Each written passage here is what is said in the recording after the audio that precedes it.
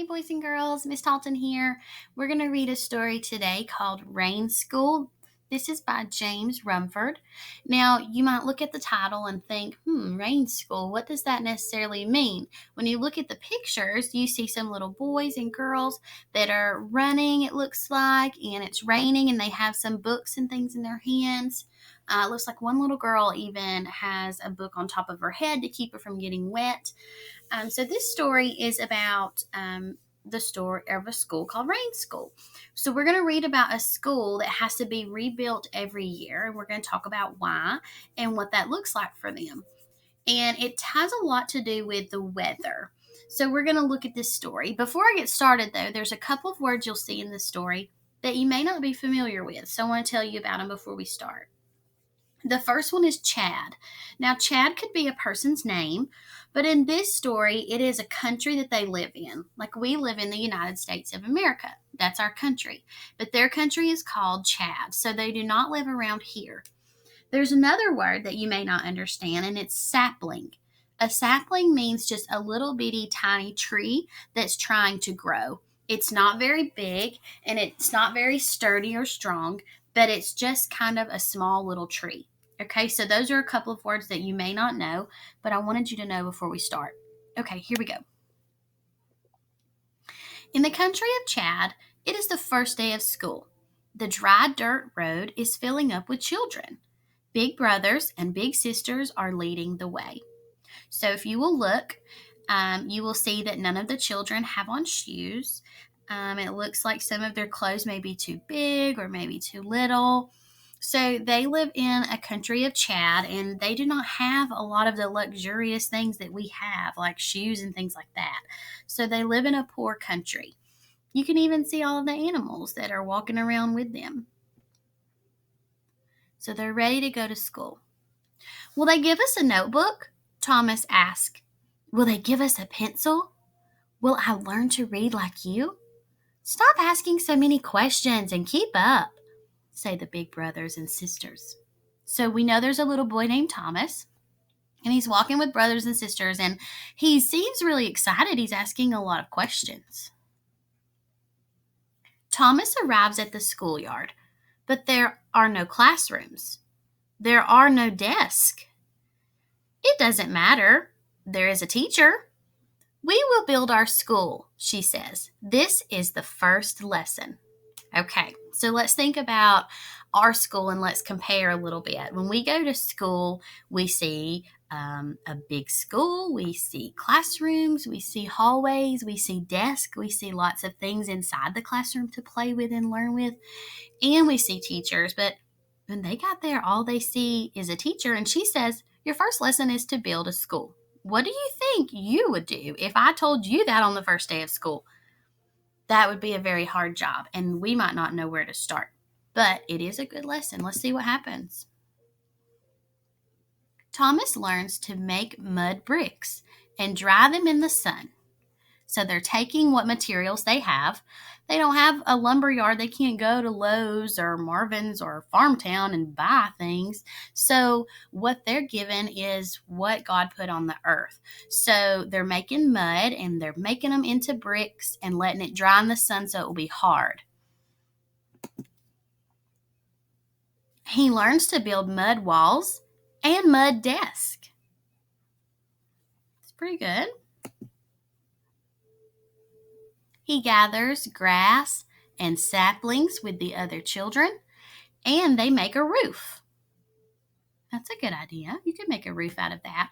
It might not last very long in some weather, but their weather may be a little different than ours. It looks like it's very dry there. Inside it is cool. It smells of the earth. It smells of the fields ready for planting. Let's stop right there for a second. Why do you think it would smell like the earth and like a field that's ready to be planted? Probably because they used all of the things from the earth to make it with, right? Thomas helps bring in little wooden stools. Everyone sits down. This is the moment they have been waiting for. The teacher brings in a blackboard. On it, she writes a letter. A, says the teacher. A, says Thomas with the other children. The teacher writes the letter with big strokes in the air. The students do the same, over and over.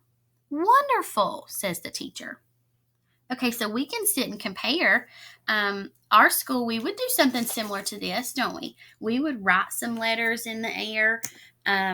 When we think about cause and effect and what happens in stories, why do you think they are writing letters in the air? What's that going to cause them to do?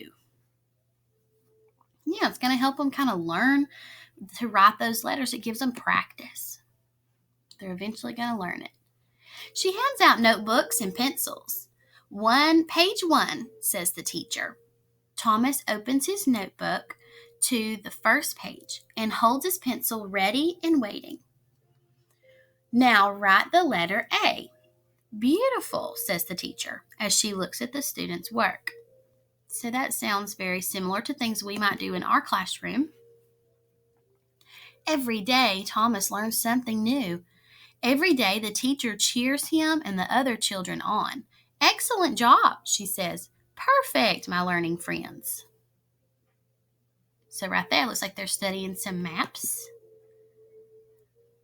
The 9 months of the school year fly by. The last day has come. The students' minds are fat with knowledge. Their notebooks are rumpled from learning. Thomas and the other children call out, "Thank you, teacher." She smiles and says, "Well done, my hardworking friends. See you next year." Thomas and the other children race home. Okay, so a whole year has went through, and they're at the end of the school year. The school is empty, and just in time, the big rains have started. The drops come down hard and fast. Strong winds tear at the grass roof. The rain finds its way inside. The school's mud walls are soaked and start to slump. The mud desk, too. Okay, so all through the school year, they did not have rain, but one season in the year, they get a lot of rain in that country, and it is tearing their school apart.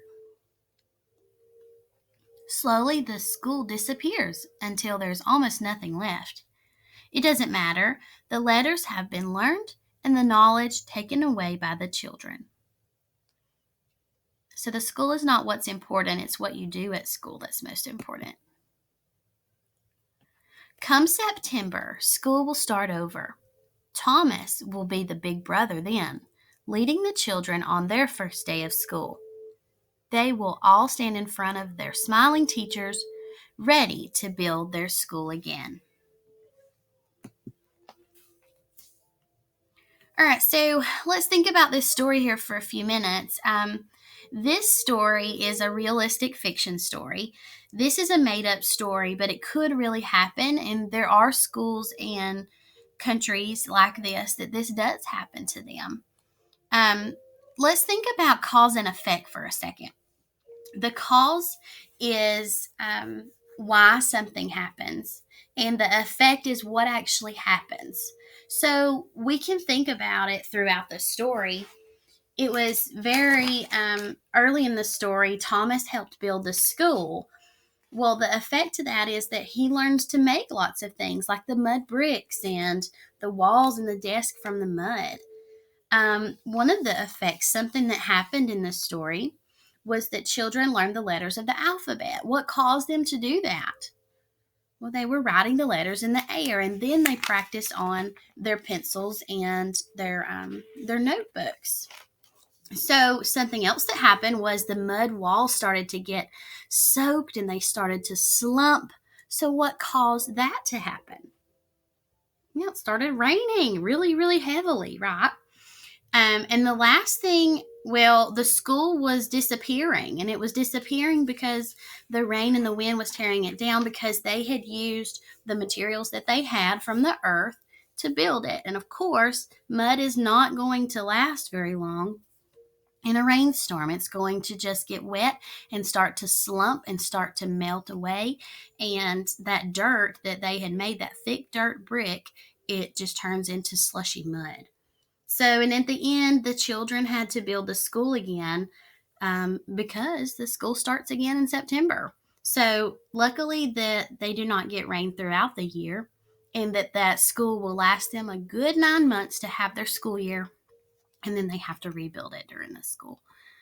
All right, boys and girls, I'm going to have some questions for you to answer, so I hope you pay close attention. We'll see how well you guys did.